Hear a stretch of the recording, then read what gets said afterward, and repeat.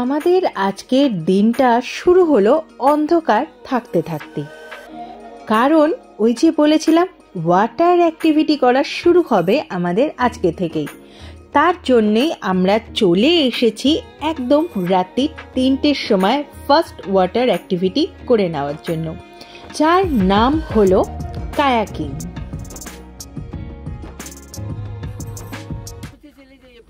और पीछे जाइए और सर आप इस तरफ आ जाइए, हल्का इस तरफ। हाँ, good morning to all sir. देखिए सर, आपको अभी जा रहे हैं आप कायाकिंग। वो एक लाइट वेट बोट है, एक बोट में 2 बंदे करके जाएंगे, ठीक है। आपको कैसा पेडलिंग करना है, देखिए ये जो स्टिकर टाइप है ये आपका फेस का तरफ आएगा, सेंटर से 1 फीट ले लेना है, पकड़िए सेंटर से 1 फीट। ये स्टिकर टाइप है, वो आपका फेस का तरफ आएगा, स्पून टाइप। ऐसे नहीं सर, आप देखिए गलत पकड़े। ये जो स्टिकर है वो आपका फेस का तरफ आएगा। কায়াক বোটটি চালাতে হবে তোমাদের নিজেদেরকে, কিন্তু তা বলে ভয়ের কোনো কারণ নেই। বোটে ওঠার আগেই পারফেক্ট ট্রেনিং দিয়ে দেবে ওনারাই তোমাদের। তোমাদের মনে এবার কিন্তু প্রশ্ন জাগতেই পারে যে কায়াক করে শুধু যদি সাগর বক্ষে ঘুরে বেড়ানোটাই উদ্দেশ্য হয়, তাহলে কেন এই মাঝরাতে আমরা চলেছি কায়াক নিয়ে সমুদ্রের বুকে? দিনের বেলা গেলেও তো হয় না বস, কারণ এখানে একটি খরচে 2টি মজা নিতে চলেছি আমরা। 1 নম্বর হলো কায়াক করে সাগর বক্ষে ঘুরে বেড়ানো, আর দ্বিতীয়টি হলো বায়োলুমিনেন্স দেখে নেওয়া।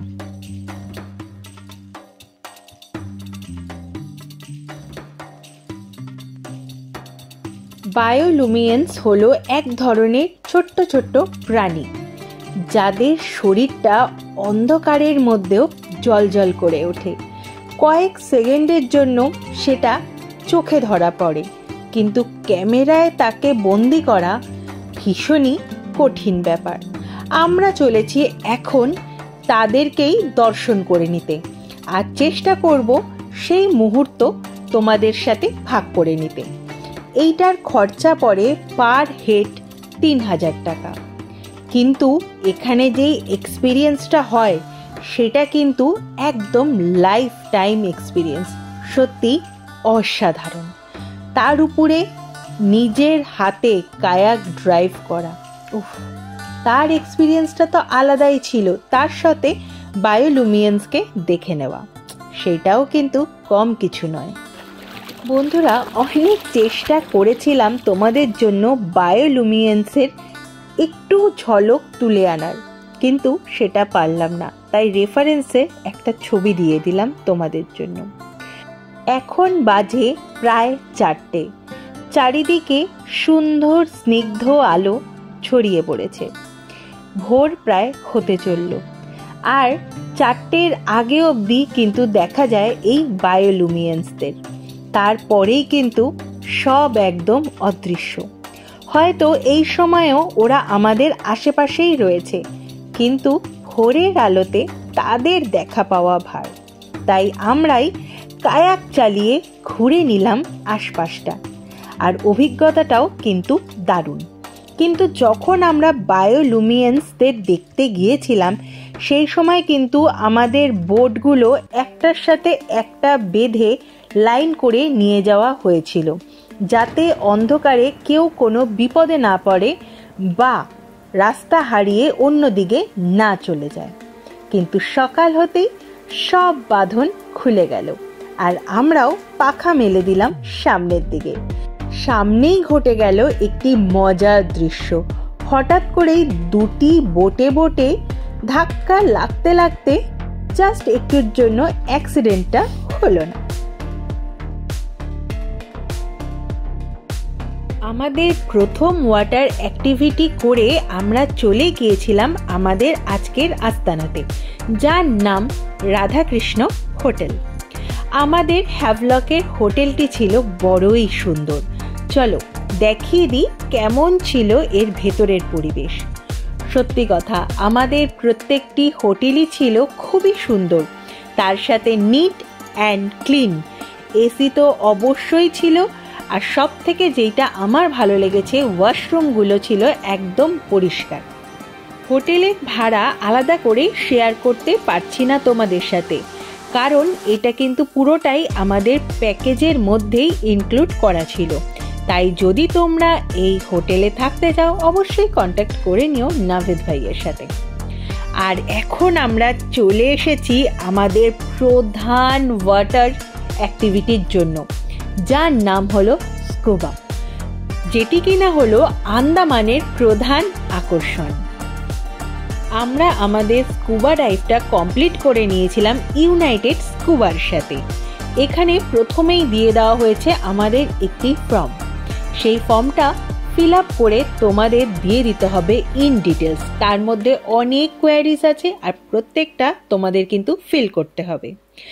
আর এই স্কুবার প্রাইস পড়ে পার হেড 5 থেকে 5,500 টাকা।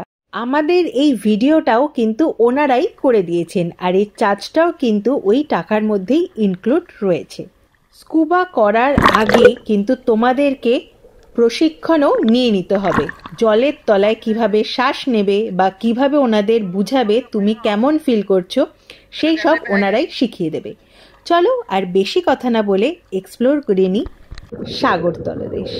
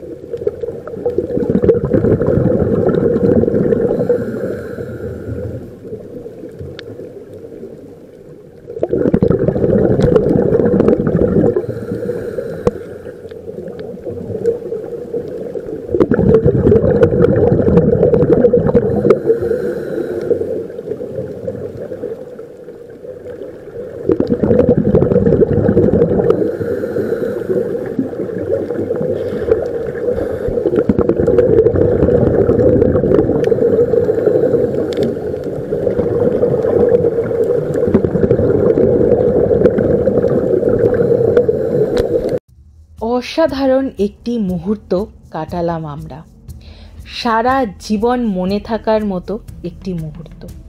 সত্যি অসাধারণ লেগেছে আমাদের। তোমরা যদি ইউনাইটেড স্কুবার সাথে ডাইভটা সেরে নিতে চাও তাহলে ওনাদের নাম্বার দেওয়া রইল আমাদের ডেসক্রিপশন বক্সে। যবে থেকে দেখে নিয়েছিলাম লিটল মারমেড তবে থেকে জলের তলদেশ দেখার একবার ইচ্ছা ছিল, সেই আশাও এবার পূর্ণ হয়ে গেল আন্দামানে এসে।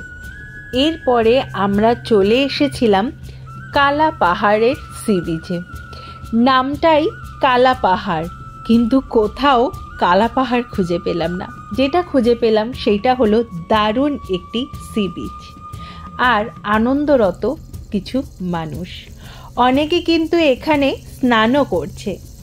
আমরা যেহেতু অলরেডি সাগরে ডুব দিয়ে এসেছি তাই পোজ দিয়ে কিছু ছবি তুলে নিলাম, কিছু মুহূর্ত ক্যাপচার করলাম এখান থেকে, কিন্তু জলে আর গা ভাসায়নি, কারণ এবার আমাদের যাওয়ার সময় হয়েছে আমাদের নেক্সট ডেস্টিনেশনে। এরপর আমরা চলে যাব নেল আইল্যান্ডে। ওই যে বলেছিলাম সময় অল্প, দেখার বাকি অনেক কিছু, তাই ঝটপট রওনা দিয়ে দেব সেই জায়গার উদ্দেশ্যে। এখানে আশেপাশে কিন্তু প্রচুর খাবার দোকান রয়েছে, কিন্তু সবই হচ্ছে প্রায় ফলের দোকান আর ভীষণ কিন্তু কস্টলি। আমরা কিন্তু এখান থেকেই একটু পেট পুজো করে নিয়েছি। চাইলে তোমরা বাড়ির লোকজনের জন্য জামা কাপড়ও কিনে নিতে পারো, মানে ছোটোখাটো গিফটও কিনে নিতে পারো। মানুষ এনজয় করছে প্রাণ খুলে, কিন্তু এখানে রয়েছে কিছু পতাকা, সেগুলো মার্ক হিসাবে ব্যবহার করা হয়েছে। এখানে বেশ কিছু জায়গায় রয়েছে ছোট বড় গর্ত বা চোরাবালি, সেইগুলোকেই মার্ক করে দেওয়া রয়েছে। তাই অবশ্যই সাবধানে এনজয় করা উচিত, কারণ বাইরে এসে বিপদে পড়লে সেইটা কিন্তু বিপদের ঘাড়ে আরও একটি বিপদ হয়ে যেতে পারে। সামনেই দাঁড়িয়ে আছে সেমি সাবমেরিন ডিনার ক্রুজ। এখানে ডিনার করতে করতে ডুব দিয়ে দিতে পারো জলের তলদেশে, দেখে নিতে পারো আশপাশে মাছের খেলা, তার মধ্যে বসে তুমি জলযোগটা সেরে নিচ্ছ। ভাবতে পারো কি দারুণ মুহূর্ত। এসে গেছে আজকের ক্রুজ নটিকা। এটাই কিন্তু আমাদের পৌঁছে দেবে আমাদের গন্তব্যস্থলে। আর আমাদের গন্তব্যস্থল হলো নেল আইল্যান্ড, যার এখনকার নাম হলো শহীদ দ্বীপ।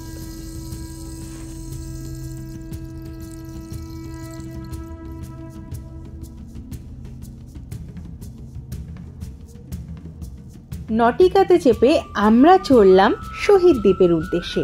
আর নটিকা ছিল দারুণ সুন্দর করে সাজানো। সামনে চলছিল সিনেমাও মনোরঞ্জনের জন্য। নটিকার জানলা দিয়েই তোমাদের উপভোগ করে নিতে হবে জলরাশির খেলা, কারণ এখানে কিন্তু ক্রুজের মাথায় দাঁড়ানোর পারমিশন নেই।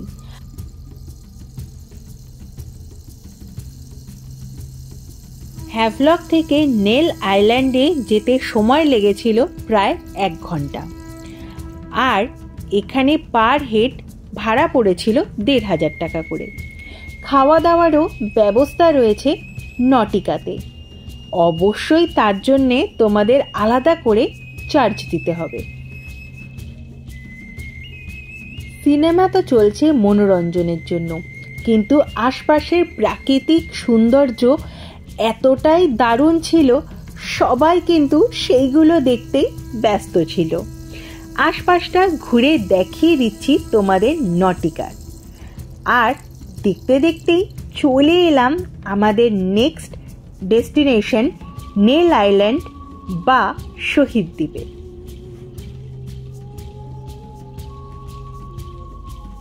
নটিকার ব্যবস্থাপনা কিন্তু আমাদের মন কেড়ে নিয়েছে। আরও যেটা মন কেড়ে নিল সেটা হলো আমাদের শহীদ দ্বীপের সৌন্দর্য দেখে। সত্যি অসাধারণ। কিন্তু এখনই আমরা হোটেলে যাব না, কারণ ওই যে বারবার বলতে হচ্ছে সময় কম, ঘুরে দেখার বাকি আছে অনেক কিছু। তাই আমরা এগিয়ে চললাম আমাদের নেক্সট ডেস্টিনেশনের উদ্দেশ্যে। কিন্তু যেটা আমার মনে হয়েছে, এই নেল আইল্যান্ডটা ভীষণই জনবহুল। দেখো চারপাশে পুলিশ কিন্তু তৎপরভাবে গাড়ি যাবার ব্যবস্থা করে দিচ্ছে একদম পারফেক্টভাবে। আর এর আগের আইল্যান্ড মানে হ্যাভলকে কিন্তু আমরা এত লোক দেখতে পাইনি, যেটা কিনা নেল আইল্যান্ডে নামতেই দেখতে পেয়ে গেলাম। তারপরে শুরু হলো আমাদের আশেপাশে ঘন জঙ্গল, মানে এক আশ্চর্য জায়গা বস। কখনো মানুষের ভিড়, আবার কখনো জনবসতি প্রায় শূন্য।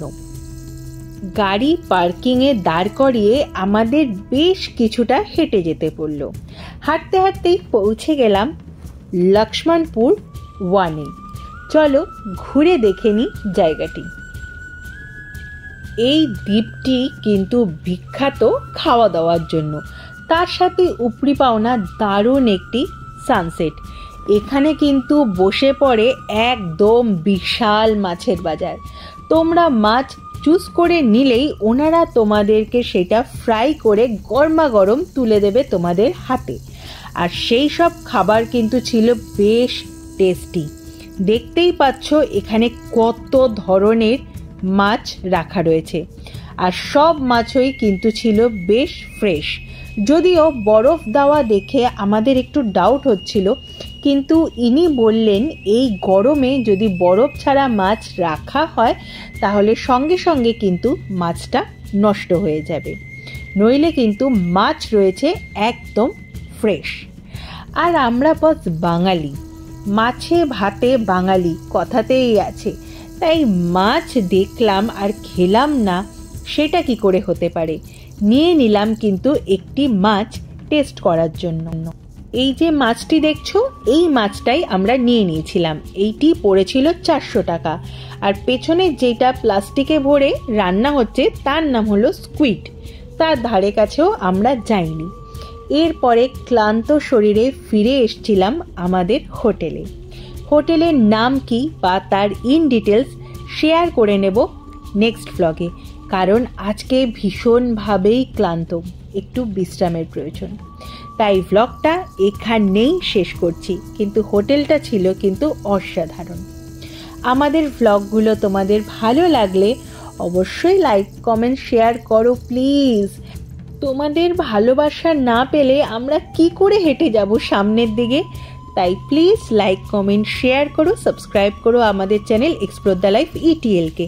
আর বেল বাটন প্রেস করতে ভুলো না পরবর্তী ব্লগের নোটিফিকেশন ঝটপট পাওয়ার জন্য। দিনে একলা ঘরে থাকে না তো মন, কাছে যাব কবে পাবো ওগো তোমার নিমন্ত্রণ।